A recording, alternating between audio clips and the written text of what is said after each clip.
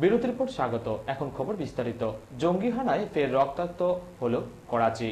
দিন দুপুরে যাত্রীবাহী বাসে হামলা চালালো ৮ আততায়ী। ঘটনায় নিহত হয় কমপক্ষে ৪৭ জন। ঘটনার দায় স্বীকার করে তেহরিকে তালিবানি জঙ্গি গোষ্ঠী। এই ঘটনার তীব্র নিন্দা জানান প্রধানমন্ত্রী নরেন্দ্র মোদী। জঙ্গি হানায় ফের রক্তাক্ত হলো করাচি। বুধবার সকালে করাচির সফরা চকের কাছে দিনে দুপুরে যাত্রীবাহী বাসে হামলা চালালো ৮ আততায়ী। তাদের এলোপাথারি গুলিতে নিহত কমপক্ষে ৪৭ জন। নিহতদের মধ্যে ১৬ জন মহিলা, জখম হয়েছে আরও ২৪ জন। নিহতের সংখ্যা আরও বাড়তে পারে বলে আশঙ্কা, কারণ আহতদের মধ্যে অনেকেরই করাচি পুলিশ জানাচ্ছে বাসটি ধর্মীয় সংগঠনের। আজ সকালে গুলিস্তানে জোহর এলাকার সফরা চৌরঙ্গিতে আততায়ীরা ৩টি বাইকে এসে বাসটির পথ আটকায়। ঘটনায় এক প্রত্যক্ষদর্শী জানান, মোটরসাইকেলে করে এসে ৬ বন্দুকধারীরা বাসে এলোপাথারি গুলি চালায়। তারপর যাত্রীদের উপর নির্বিচারে গুলি চালিয়ে পালায় তারা। তেহরিকে তালিবান গোষ্ঠী হামলায় দায় স্বীকার করেছে। ঘটনাস্থল থেকে উদ্ধার হয়েছে ৬০টিরও বেশি খালি কার্তুজ এবং জিহাদি নথিপত্র।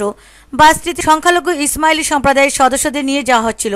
পুলিশ ও রেঞ্জাররা ঘটনাস্থলে পৌঁছেছে। আততায়ীদের সন্ধানে শুরু হয়েছে তল্লাশি। ইসমাইলি সম্প্রদায়ের সদস্যরা তাদের বাসস্থান আল আজহার গার্ডেন থেকে ধর্মীয় উপাসনালয়ে ওই বাসে করে যাচ্ছিলেন। করাচির জঙ্গিহানা তীব্র নিন্দা করেছেন প্রধানমন্ত্রী নরেন্দ্র মোদী। ঘটনাটিকে অত্যন্ত নিন্দনীয় উল্লেখ করে মোদী জানান, এই শোকে তিনি পাকিস্তানের মানুষের সমবেথী। করাচির হামলা অত্যন্ত দুঃখজনক এবং তীব্র নিন্দনীয়। নিহতদের পরিবারের প্রতি আমাদের সমবেদনা। আহতদের দ্রুত আরোগ্য কামনা করি। এই শোকের সময় আমরা পাকিস্তানের জনতার পাশে আছি। গত বছর শেষ দিকে পেশোয়ারে সেনাবাহিনী পরিচালিত একটি স্কুলে ভয়াবহ হামলার ঘটনা ঘটে। ওই জঙ্গি হামলায় ১৪১ জন নিহত হয়, যাদের ১৩২ জনই স্কুলটির ছাত্র। ব্যুরো রিপোর্ট, খবর ত্রিপুরা। সরকারি বিজ্ঞাপনে এবার থেকে আর কোনো রাজনৈতিক নেতা মন্ত্রীদের ছবি দেওয়া যাবে না, এমন নির্দেশিকা জারি করল সুপ্রিম কোর্ট। সুপ্রিম কোর্টের এই নির্দেশিকা থেকে ছাড় পাবেন ভারতের রাষ্ট্রপতি ও প্রধানমন্ত্রী। বিজ্ঞাপনে দেওয়া যাবে প্রধান বিচারপতির ছবি। সরকারি বিজ্ঞাপনে এবার থেকে আর কোনো রাজনৈতিক নেতা মন্ত্রীদের ছবি দেওয়া যাবে না, এমন নির্দেশিকা জারি করল ভারতের সর্বোচ্চ আদালত। সুপ্রিম কোর্টের এই নিষেধাজ্ঞা থেকে ছাড় পাবেন ভারতের রাষ্ট্রপতি ও প্রধানমন্ত্রী। সরকারি বিজ্ঞাপনে রাষ্ট্রপতি এবং প্রধানমন্ত্রীর ছবি ব্যবহার করা যাবে। বিজ্ঞাপনে দেওয়া যাবে প্রধান বিচারপতির ছবি। নির্দেশিকা মেনে চলা হচ্ছে কিনা দেখতে ৩ সদস্যের কমিটি গড়ার নির্দেশ। মুদ্রণ মাধ্যমে অর্থাৎ খবরের কাগজ, ম্যাগাজিন গুলিতে যে সরকারি বিজ্ঞাপনগুলো প্রকাশিত হয় সেগুলিতে আর কোনো নেতা মন্ত্রীদের ছবি ব্যবহার করা যাবে না। তবে মনীষীদের ছবি ব্যবহার করার ক্ষেত্রে কোনো রকম নির্দেশিকা এখনো পর্যন্ত জারি করেনি ভারতের সর্বোচ্চ আদালত। ব্যুরো রিপোর্ট, খবর ত্রিপুরা। কালো টাকার নাম বদলের বিষয়ে রাজ্যসভায় সওয়াল করল সিপিএম তৃণমূল সাংসদরা। কালো টাকার নাম নোংরা টাকা করার ব্যাপারে অভিমত ব্যক্ত করেন সাংসদরা। কালো টাকা শব্দটা বর্ণবিদ্বেষী। রাজ্যসভায় এমনই অভিযোগের সুরে মিলল CPIM, Trinamool, Congress.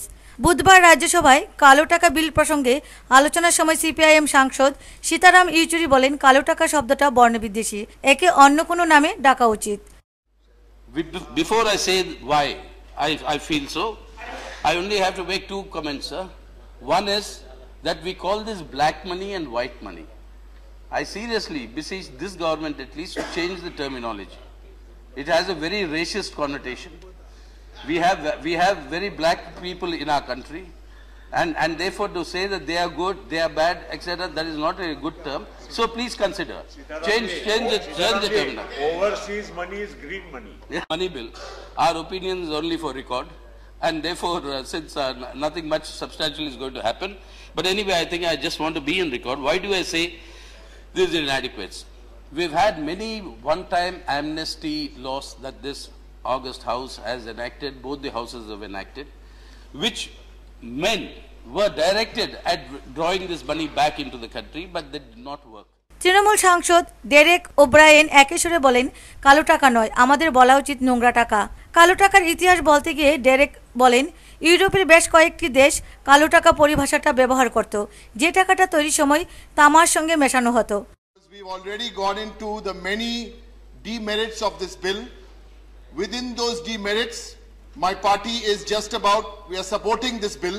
On the finance bill last week, and when we were discussing the appropriation bill, the Minister of State for Finance gave us interesting views of his, where he says because of his past experience, he benchmarks everything. Everything is to do with benchmarking.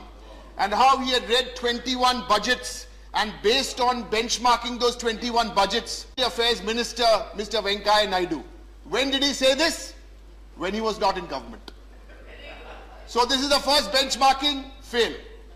Second benchmarking. Let's move on to the next one. If our party forms the government at the center, it will bring back all black money in 150 days from foreign banks. The money brought back will be used for welfare schemes. Who said this? The current HM, that is the Home Minister. বুধবার চলতি budget অধিবেশনের শেষ দিনে রাজ্যসভায় কালো টাকা বিল পেশ হলো। বিতর্কিত এই বিলটি দুদিন আগে লোকসভায় পাশ হয়েছে। Deputy chairman P J. কুরিয়েন জানিয়েছেন 2014 সালের কোম্পানি অ্যামেন্ডমেন্ট বিল এবং বিদেশি ব্যাংকে গোপনে গচ্ছিত কালো টাকা সংক্রান্ত বিল দুটিকে একত্র করে কালো টাকা বিল তৈরি হয়েছে। ব্যুরো রিপোর্ট, খবর ত্রিপুরা। প্রয়াত হলেন সাহিত্যিক সুচিত্রা ভট্টাচার্য। মঙ্গলবার রাতে হৃদরোগে আক্রান্ত হয়ে নিজ বাসভবনেই শেষ নিঃশ্বাস ত্যাগ করেন তিনি। তার মৃত্যুতে শোকস্তব্ধ গোটা সাহিত্য মহল। সাহিত্যিক সুচিত্রা ভট্টাচার্যের প্রয়াণে শোক প্রকাশ করেন পশ্চিমবঙ্গের মুখ্যমন্ত্রী মমতা বন্দ্যোপাধ্যায়।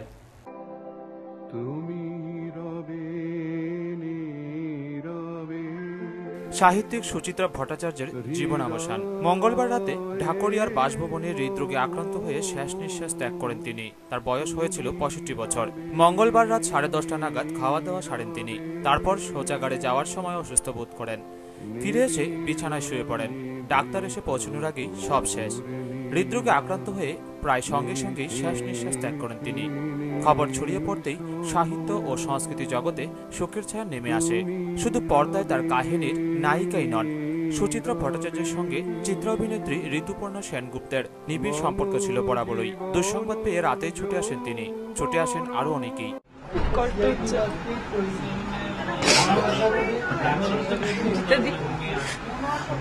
জীবনের সঙ্গে জুড়ে ছিলেন। তার কাজ, তার কথা, তার ভালোবাসা, তার স্নেহ, আমি ঠিক বোঝাতে পারবো না যে কিরকম হচ্ছে আমার বহু গুরুত্বপূর্ণ কাজের সঙ্গে সুচিত্রাদি। শুধু তাই নয়, ওনার মতো স্নেহ, ভালোবাসা, মাতৃত্ব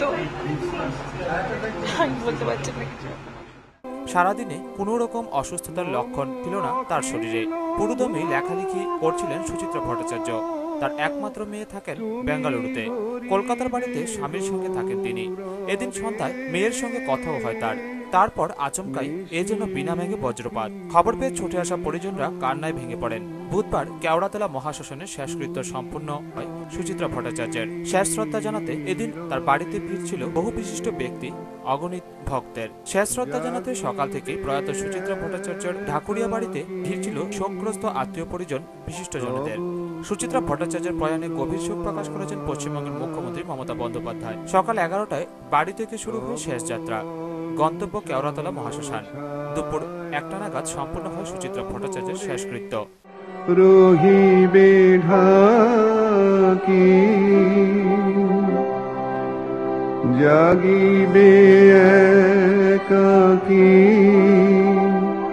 তবু করুণ আখি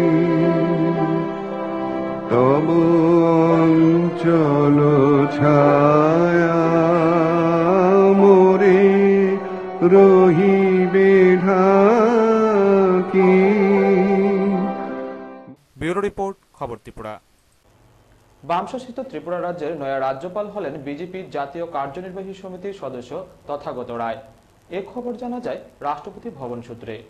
বামশাসিত ত্রিপুরার রাজ্যপাল হলেন বিজেপি জাতীয় কার্যনির্বাহী সমিতির সদস্য তথাগত রায়।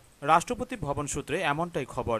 গত সপ্তাহে 9 রাজ্যের রাজ্যপাল নিয়োগ নিয়ে কেন্দ্রীয় স্বরাষ্ট্রমন্ত্রী রাজনাথ সিংহের সঙ্গে বৈঠকে বসেছিলেন প্রধানমন্ত্রী নরেন্দ্র মোদী। জানা গিয়েছে সেখানে স্থির হয় পশ্চিমবঙ্গ রাজ্য বিজেপির প্রাক্তন সভাপতি তথাগত রায়ের নাম।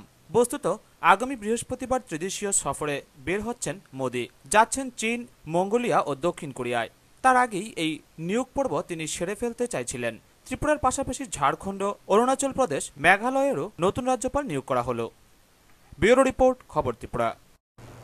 ডিওয়াইএফআই শ্রীরামপুর অঞ্চল কমিটির উদ্যোগে রাজনগর ব্লকের অন্তর্গত একিনপুরে আয়োজিত হয় এক স্বেচ্ছায় রক্তদান শিবিরে ৮০ জন রক্তদাতা স্বেচ্ছায় রক্তদান করেন। রাজ্যে রক্তের স্বল্পতা দেখা দিলে ওরা এগিয়ে আসেন, এবারও তার ব্যতিক্রম হলো না। বিলুনিয়ার প্রত্যন্ত গ্রাম একিনপুরে বুধবার স্বেচ্ছায় রক্ত দিলেন ৮০ জন যুবক যুবতী। রাজনগর ব্লকের অন্তর্গত একিনপুর গ্রামে রক্তদান শিবিরের আয়োজন করেন ডিওয়াইএফআই শ্রীরামপুর অঞ্চল কমিটি। অনুষ্ঠানে রক্তদাতাদের উৎসাহিত করতে উপস্থিত ছিলেন বিধায়ক সুদন দাস, সিপিআইএম বিলুনিয়া বিভাগের সম্পাদক তাপস দত্ত সহ সংগঠনের অন্য নেতৃত্বরা। রক্তদানের ফাঁকে বিধায়ক সুদন দাস জানান, তার অন্যতম প্রধান হচ্ছে রক্তদান, যেখানে আমরা লক্ষ্য করছি মানুষ নিজে কিভাবে বাঁচবে, তার সম্পদ কিভাবে বাড়বে, এই প্রবণতা বৃদ্ধি করার জন্য একটা প্রক্রিয়া চলছে। তার মধ্যে দাঁড়িয়ে একজন মানুষকে রক্ষা করার জন্য নিজের দেহ থেকে রক্ত দিয়ে তাকে রক্ষা করার মানসিকতা তৈরি হওয়া, এটা নিঃসন্দেহে অত্যন্ত বড় মাপের কাজ। অন্যদিকে সংগঠনের প্রাক্তন রাজ্য সভাপতি তাপস দত্ত বলেন, এক নম্বর জায়গায় পৌঁছবার পরেও যে দুর্বলতা আমাদের চোখে ধরা পড়ছে সেটা হচ্ছে ধারাবাহিকতা রক্ষা করা এবং মানুষ। আমরা বলেছিলাম, আমার মনে আছে আমি যখন ডিআইএফআই সম্পাদক 2005 সাল আমবাসায় আমরা সম্মেলন থেকে বেরিয়ে এসে এই ঘোষণা দিয়েছিলাম, ত্রিপুরা রাজ্যে একজন রোগীকেও আমরা রক্তের অভাবে মরতে দেব না এবং একজন রোগীকেও যেন ব্লাড ব্যাংক থেকে রিফিউজ হয়ে, অর্থাৎ সেখানে রক্ত নেই এ কথা শুনে ফিরে আসতে হয়, ওরকম অবস্থা যেন না হয় সেটা আমাদেরকে নিশ্চিত করতে হবে। আগরতলা জিবি হাসপাতালে রক্তের সংকট তৈরি হওয়ায় তড়িঘড়ি এই রক্তদান শিবিরের আয়োজন করেন বলে জানান সংগঠনের বিভাগীয় সম্পাদক অরূপ মজুমদার। বিলুনিয়া শহরে গত 7 তারিখে আমরা একটা রক্তদান শিবির করি। এই অঞ্চলেও আমরা কমরেডদের সঙ্গে কথা বলার পর ওরা দ্রুত সভা করে এই সিদ্ধান্ত গ্রহণ করে এবং একিনপুরের মতো জায়গায় নতুনভাবে তারা এই প্রথম এই জায়গায় রক্তদান শিবির করার উদ্যোগ গ্রহণ করে। ব্যুরো রিপোর্ট, খবর ত্রিপুরা। 10 দফা দাবিতে পশ্চিমবঙ্গ রাজ্য জুড়ে সিটু সহ কেন্দ্রীয় ট্রেড ইউনিয়নগুলির আইন অমান্য ঘিরে বিক্ষিপ্ত অশান্তি। বীরভূমে পুলিশের লাঠির ঘায়ে জখম 12 জন। বিভিন্ন স্থানে পুলিশের সঙ্গে তুমুল ধস্তাধস্তি বিক্ষোভকারীদের। 10 দফা দাবিতে পশ্চিমবঙ্গ রাজ্য জুড়ে সিটু সহ কেন্দ্রীয় ট্রেড ইউনিয়নগুলির আইন অমান্য ঘিরে বিক্ষিপ্ত অশান্তি। বীরভূমে পুলিশের লাঠির ঘায়ে জখম 12 জন। কলকাতা, দুর্গাপুর, বালুরঘাট সহ বিভিন্ন জায়গায় পুলিশের সঙ্গে তুমুল ধস্তাধস্তি বিক্ষোভকারীদের। কলকাতার পাশাপাশি আইন অমান্য ঘিরে অশান্ত মুর্শিদাবাদ, বর্ধমান সহ একাধিক জেলা। বীরভূমের 2 জায়গায় বেধড়ক লাঠিচার্জ পুলিশের। শ্রমিকদের ন্যূনতম বেতন 15,000 টাকা, মূল্যবৃদ্ধি ও নারী নিগ্রহ রোধ, অসংগঠিত ক্ষেত্রের শ্রমিকদের জন্য সামাজিক সুরক্ষা প্রকল্প চালু সহ 10 দফা দাবি। বুধবার বোলপুর মহকুমা শাসকের দফতরের সামনে বিক্ষোভ দেখায় সিটু সহ একাধিক শ্রমিক সংগঠন। বিক্ষোভকারীদের উপর আচমকাই লাঠিচার্জ করে পুলিশ। লাঠির গায়ে সিপিএমের জেলা সম্পাদক মণ্ডলীর এক সদস্য সহ 12 জন জখম হন। 3 জন হাসপাতালে চিকিৎসাধীন। রামপুরহাটের আইন অমান্যও লাঠি চালায় পুলিশ। কলকাতায় সুবোধ মল্লিক স্কোয়ার থেকে বের হওয়া মিছিলের নেতৃত্ব দেন শ্যামল চক্রবর্তী, অনাদি সাহুরা। রানী রাসমণি অ্যাভিনিউয়ে পুলিশ মিছিল আটকালে দুপক্ষের তুমুল ধস্তাধস্তি হয়। আসানসোল দুর্গাপুর উন্নয়ন পর্ষদের অফিস থেকে মহকুমা শাসকের অফিস পর্যন্ত মিছিল করে সিটু। মিছিল ব্যারিকেড ভাঙার চেষ্টা করলে পুলিশের সঙ্গে ধস্তাধস্তি হয়। ব্যুরো রিপোর্ট, খবর ত্রিপুরা। উত্তর রামচন্দ্রঘাট শেওড়াতলি ঘাটে নদী পারাপারের জন্য নেই কোনো সরকারি ব্যবস্থাপনা। বাঁশের ভেলাতে করে নদী পার হতে গিয়ে ভেলা ডুবছে প্রতিদিন, বাড়ছে ক্ষোভ। সাধারণ মানুষের স্বার্থে নদী পারাপারের জন্য সরকারি ব্যবস্থাপনায় সরকারি নৌকা থাকার বিধান থাকলেও সেই পরিষেবা উদাসীনতার কারণে বন্ধ হয়ে পড়েছে রাজ্যের বহু স্থানে।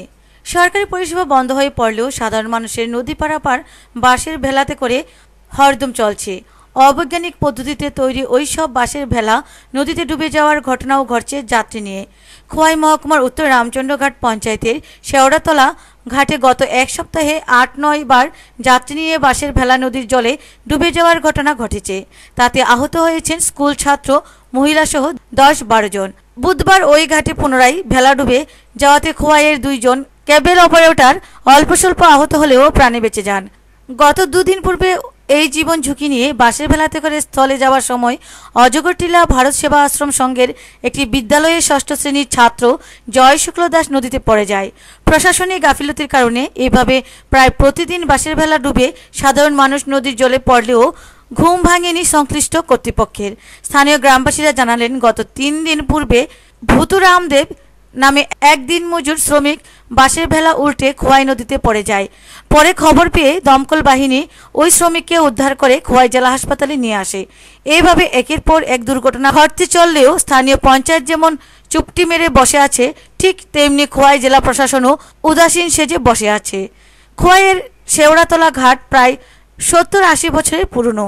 এই ঘাট দিয়ে প্রতিদিন শত শত স্কুল কলেজ পড়ুয়া ছাত্রছাত্রী, অফিস যাত্রী ও সাধারণ মানুষ খোয়াই নদী পারাপার হয়ে খোয়াই শহরে আসছে।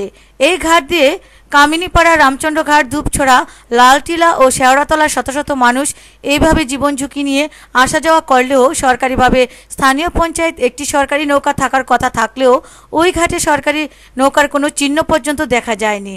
কলা গাছ দিয়ে রাখছে, 3-4 দিন যাওয়া যায়, তো উঠছে অর্ধেক উঠছে পরে সামনের মাথা যেতেছে জলের তলে ডুববা, একজন আছে আর 3জন পড়ে গেছি আমরা সব, মোবাইল টোবাইল টাকা পয়সা যা আছে সব ভিজে আছে। মানে তাড়াতাড়ি বাঁচতাম, একটি সাইডে উঠতাম, লাস্টে 7টায় পরে উঠছি ফারের মধ্যে।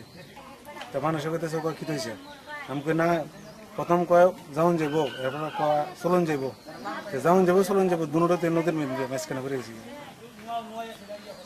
মানে এলাকাবাসী যদি সংস্কার করে তুলি তো আমরা আইতাম পারতাম না। ভাড়া কত নিচ্ছে আপনার থেকে? প্রথম তারা কইছিল 10 টাকা লাগবে, ঠিক আছে ভাড়া দিব আমরা, সবাই যদি দেয় তাহলে আমরা দিতাম না। গ্রাম পঞ্চায়েত শেওড়াতলি পুরান বাজার। আমরা সমস্যা এখানে, আমরা জন্মের আগে থেকে দেখছি এই নদীর উপরে নৌকা ছিল, শীতকালে ব্রিজ হয়, এখন এই নৌকাটা কোনো কারণে ভেঙে গেছে গা, আর ব্রিজটা বন্যা হয়েছে নিয়ে গেছে গা। এখন আমরা নদীর এই পার থেকে ওই পারে যাইতে পারি না। আমরা বিস্তীর্ণ এলাকা লালটিলা, কামনিপাড়া, বাতাপুরা নিয়ে অনেক লোকের বসবাস, প্লাস আমপুরার লোক ওইদিকে আসে শর্টকাটের জন্য। কোনো রোগ সুখ হইলে আমরা খোয়াইয়ের উপর নির্ভরশীল, খোয়াইতে এখন কোনো অসুখ বিসুখ হইলে আমরা গাড়ি ঘোড়া পাই না, আমরা যাতায়াতে বিরাট একটা অসুবিধায় ভুগতেছি। তাছাড়া এখানে আমাদের এরিয়ার কলেজ 12 স্কুল বলতে কিছু নাই, আমরা নদীর ওই পারে যাইতে হয় কলেজে পড়লে, বা 12 স্কুল যারা 11-12 পড়ে তারা সবাই প্রায় 150 ছাত্রছাত্রী আছে এই এলাকায়, তো কেউ যাইতে পারতেছে না, প্রাইভেট পড়তে যাইতে পারতেছে না। আমরা ভীষণ একটা সমস্যার মধ্যে আছি এই ব্যাপারটা। আমরা পঞ্চায়েতে কয়েকবার জানানো সত্ত্বেও পঞ্চায়েতের কোনো পদক্ষেপ নিতেছে না। এটা ব্যাপার হচ্ছে বিকল্প রাস্তাটা হইলো আপনার যারা ওই গাড়ি ঘোড়া আছে, বড় লোক মানুষ যাইতে পারে তারা লেগে, আমরা যারা গরিব মানুষ দিন মজুর খায় খাটা, একদম এদিকে যদি যাইতে চাই আমরা এখান থেকে, আমরা সুভাষ পার্ক মাত্র 3 কিলোমিটার 3.5 কিলোমিটার হয়, আর এমনি ঘুরে যেতে তো 12-14 কিলোমিটার হয়। এটা আমরা দ্বারা সম্ভব হয় না। আর আমরা ব্রিজটা যেন অতি সত্বর হয়, নতুবা ব্রিজটা হওয়ার আগে নৌকা টোকা কোনো একটা ব্যবস্থা করা হয় যাতে আমরা এই পার থেকে ওই পার যাইতে পারি। আগে পঞ্চায়েতের একটা নৌকা ছিল না? আগে পঞ্চায়েতের কোনো নৌকা ছিল না, পঞ্চায়েত থেকে টেন্ডার দিত, এরা বছরে 10,000, 15,000, 6,000 এরকম ভাবে তারা নিত, টেন্ডার দিয়া নিজেরাই বানাইতো। এখন কেউ বানাইতে ইচ্ছুক না করে ওই 50-60 হাজার টাকা 1 লাখ টাকা লাগে নৌকা বানাইতে। এখন কিভাবে যাওয়া হইতাছে? এখন মানুষ যাইতেছে বলতে ওই কলা গাছের বুড়া দিয়া বানায় মানুষ যাইতেছে, 2-3 করে প্রত্যেক দিনে 2-4 জন ওই ডিব্বা যাইতেছে, কেউ সাইকেল নিয়ে করে দিতেছে, কেউ বইটই নিয়ে করে দিতেছে।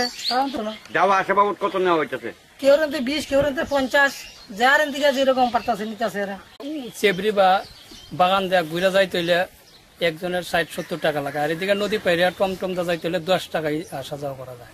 তাই আমরা চাই গ্রামবাসী অতি সত্তর পাক্কা ব্রিজটা হোক, আর পাক্কা ব্রিজের আগে যাতে একটা পঞ্চায়েত থেকে বা কোনোখান থেকে একটা নৌকার ব্যবস্থা করা হয়। বুড়া কলা গাছের বুড়া দেওয়া যাইতেছে, আজকেও পড়ছে একজন বুড়া দিয়ে যাওয়া হইতেছে, এরপর 10 টাকা 15 টাকা 20 টাকা ভাড়া নেওয়া হইতেছে, তথাপি তারা অনুরোধ করলে তারা দিতে রাজি না, জলের বেগে বা নদীর কন্ডিশন খারাপ থাকায়। কয়েকশো লোক এই দিক দিয়ে পাঠায়, কিন্তু অক্ষণ তারা এদিকে আইয়ে না, এই বুড়া দিয়া অনেকে ভয়ে উঠে না। কিন্তু টাকাটা বড় না, সবচেয়ে বড় হলো প্রাণের ভয়।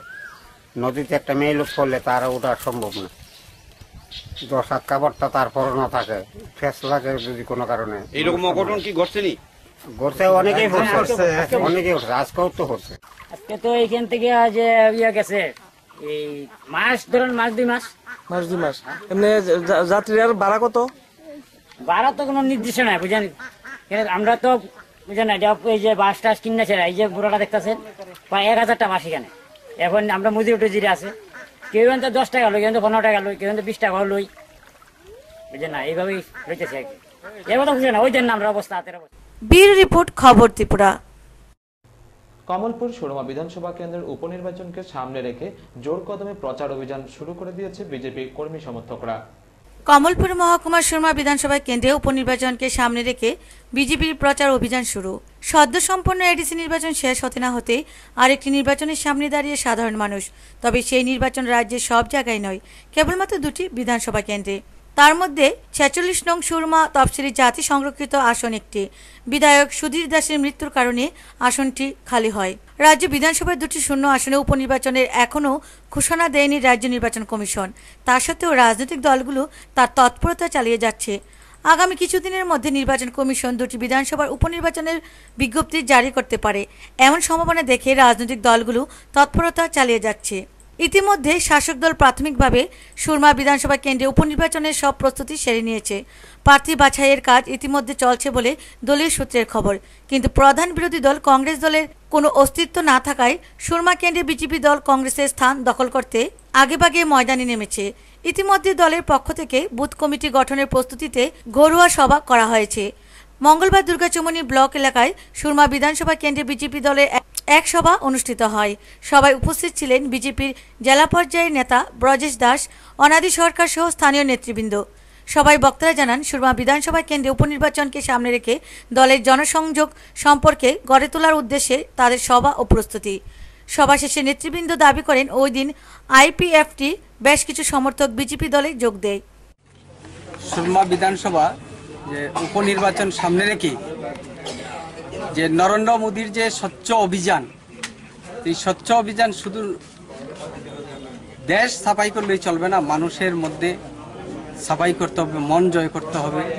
সেই মন জয় করে যে গত আমাদের এডিসি নির্বাচন, এই এডিসি নির্বাচনে যে ত্রিপুরা রাজ্যের মানুষ বামফ্রন্টকে যে ঘৃণার চোখে দেখছে, তাই আমরা এই ত্রিপুরার মানুষকে ধন্যবাদ জানাই।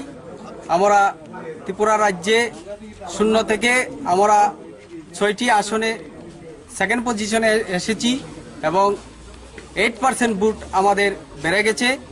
আমরা সুরমা বিধানসভা কেন্দ্রের যে সিপিএম যে মানুষের সঙ্গে যে বিশ্বাসঘাতকতা, গরিবের টাকা লুণ্ঠন করেছে, তার যে সুরমা বাই ইলেকশনে আমরা সেটা প্রমাণ করে দিতে চাই যে আগামী 18 বিধানসভাতে আমরা ত্রিপুরা রাজ্য ভারতীয় জনতা পার্টির মন্ত্রিসভা গঠন করবে। ভারতীয় জনতা পার্টি আজকে যে আমাদের যে মণ্ডলে সুরমা মণ্ডলের যে মিটিংটা, সেখানে কর্মী সভা, সেই কর্মী সভাতে আমরা আগামী যে উপনির্বাচন, সেই উপনির্বাচনকে লক্ষ্য করে কিন্তু আমরা জোরদার অগ্রসর এবং জোরদার আন্দোলন কর্মসূচি আমরা সেখানে করব। ব্যুরো রিপোর্ট, খবর ত্রিপুরা। দ্বিতীয়বারের মতো রাজ্যভিত্তিক 41তম দাবা প্রতিযোগিতার আয়োজন করতে চলেছে বিলোনিয়া দাবা অ্যাসোসিয়েশন। মঙ্গলবার সন্ধ্যায় এক সাংবাদিক সম্মেলনে তাদের পরিকল্পনা তুলে ধরেন আয়োজক কমিটির চেয়ারম্যান দীপঙ্কর সেন। দ্বিতীয়বারের মতো রাজ্যভিত্তিক 41তম দাবা প্রতিযোগিতার আয়োজন করতে চলেছে বিলোনিয়া দাবা অ্যাসোসিয়েশন। মঙ্গলবার সন্ধ্যায় বিলোনিয়া টাউন হলে সাংবাদিক সম্মেলন করে তাদের পরিকল্পনা তুলে ধরেন আয়োজক কমিটির চেয়ারম্যান দীপঙ্কর সেন। আগামী 19 মে থেকে 23 মে পর্যন্ত টাউন হলের সোনারতরীতে হবে প্রতিযোগিতা। স্থানীয় স্তরের 40 জন দাবাড়ু ছাড়াও মোট 100 জন প্রতিযোগী অংশ নেবেন বলে প্রাথমিক ধারণা। দীপঙ্কর সেন জানান, সমাপ্তি অনুষ্ঠান জাঁকজমকভাবে করার পরিকল্পনা রয়েছে।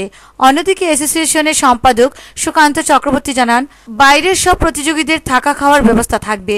প্রায় 1 লক্ষ টাকা খরচ হবে এই রাজ্য আসর সম্পন্ন করতে।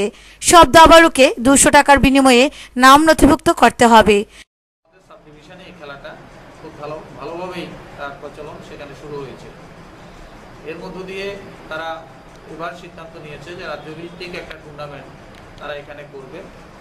আমরা সবাই মিলে বসি এবং বসার পর এটা সিদ্ধান্ত হয় যে আগামী 19 তারিখ দুপুর 2টায় তার আনুষ্ঠানিক উদ্বোধন সেখানে হবে এবং 5 দিনের জন্য এই মিট সেখানে হবে।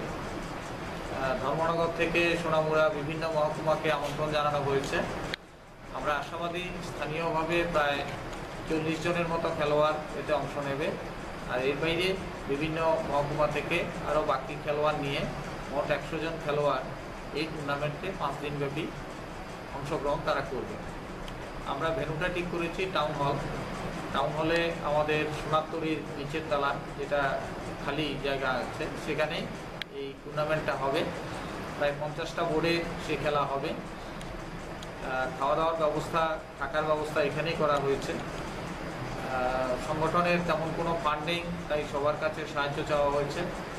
বিভিন্ন অ্যাসোসিয়েশন, ডিপার্টমেন্ট, হিতাকাঙ্ক্ষী তাদের প্রত্যেকের কাছে সহযোগিতা চাওয়া হয়েছে। প্রায় লক্ষাধিক টাকা খরচা হবে এই টুর্নামেন্টের জন্য। আমরা আশাবাদী যে সুন্দরভাবে আমরা এই টুর্নামেন্টটা আমরা করতে পারবো। এই দিক থেকে আমরা খুবই আশাবাদী। সার্বিক প্রস্তুতি চলছে, বিভিন্ন সাব কমিটিগুলোও তারা তাদের দায়িত্ব পালন করছে। 2002 সালে গঠিত হওয়া বিলোনিয়া দাবা অ্যাসোসিয়েশনের আগেও মহকুমা ব্লক স্তরে বহু ছোটখাটো প্রতিযোগিতার আয়োজন করেছিল। 2009 সালের প্রথমবার রাজ্য আসর করার সুযোগ পায়, এইবার দ্বিতীয়। আর এই রাজ্য আসরকে সফল রূপ দিতে এখন চরম প্রস্তুতি আয়োজকদের মধ্যে। ব্যুরো রিপোর্ট, খবর ত্রিপুরা। ভারত বাংলাদেশ স্থল সীমান্ত চুক্তি অনুযায়ী চন্দননগর ভারতের এক অবিচ্ছেদ্য অঙ্গ। আর এই খবরে খুশি চন্দননগরের এলাকাবাসীরা।